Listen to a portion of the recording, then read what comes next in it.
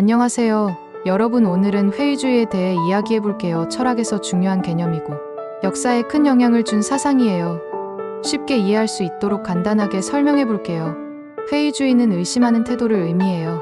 우리가 알고 있는 지식이 정말 확실한 것인지 계속 질문하는 거죠. 소크라테스부터 시작해서 데카르트, 흉칸트까지 많은 철학자들이 회의주의를 다뤘어요. 소크라테스는 너 자신을 알라고 말했어요. 그는 사람들이 알고 있다고 생각하는 것이 정말 진짜인지 끊임없이 질문했죠. 그래서 소크라테스의 대화법은 철학의 기초가 되었어요. 그리고 데카르트는 나는 생각한다 고로 존재한다 라는 유명한 말을 남겼어요. 그는 모든 것을 의심해보자는 태도로 시작해서 결국 의심하는 나 자신만은 확실하다고 결론 내렸죠. 데카르트의 회의주의는 이후 철학자들에게 많은 영향을 주었어요. 데이비드 휴문 우리의 경험도 완전히 신뢰할 수 없다고 주장했어요. 우리가 원인과 결과를 믿는 것은 단순한 습관일 뿐이라고 했죠.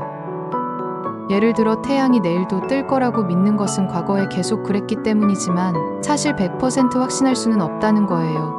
칸트는 이런 휴메 회의주의의 영향을 받아 인간이 세상을 인식하는 방식에 대해 깊이 연구했어요. 그는 우리가 세계를 있는 그대로 볼 수 없고 인간의 인식 구조를 통해서만 이해할 수 있다고 했죠.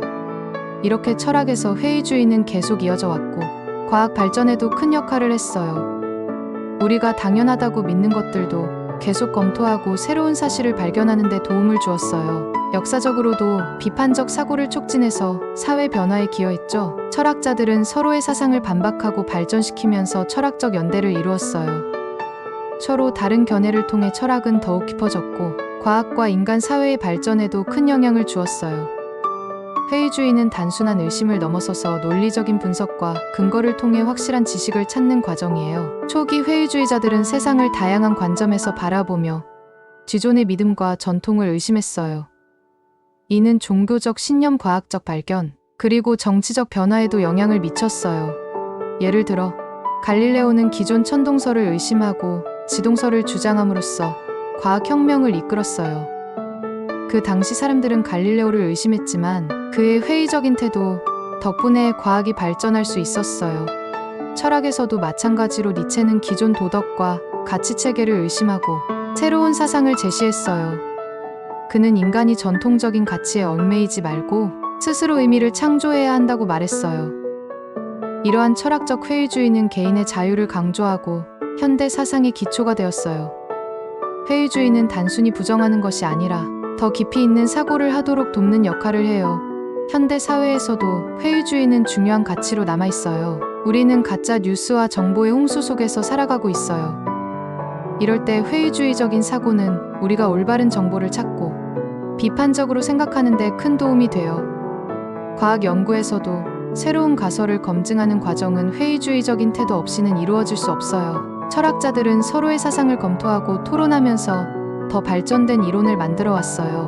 역사적으로도 회의주의자들은 사회적 변화를 이끌어내는 데 중요한 역할을 했어요. 예를 들어 계몽주의 시대에는 기존의 전통과 권위를 의심하는 회의주의적 사고가 확산되면서 민주주의와 인권, 사상이 발전했어요. 이처럼 회의주의는 단순한 의심을 넘어 지식과 사회 발전을 위한 필수적인 요소였어요. 현대 철학에서도 회의주의는 여전히 중요한 개념으로 남아있어요. 우리는 일상에서 다양한 정보를 접하고 이에 대한 판단을 내려야 해요. 이럴 때 회의주의적인 태도는 우리가 합리적이고 논리적인 결정을 내릴 수 있도록 도와줘요. 기술의 발전과 인공지능 시대에도 회의주의는 중요한 역할을 해요. 우리는 AI가 제공하는 정보가 과연 신뢰할 만한지 검토해야 하고 이를 바탕으로 올바른 선택을 해야 해요.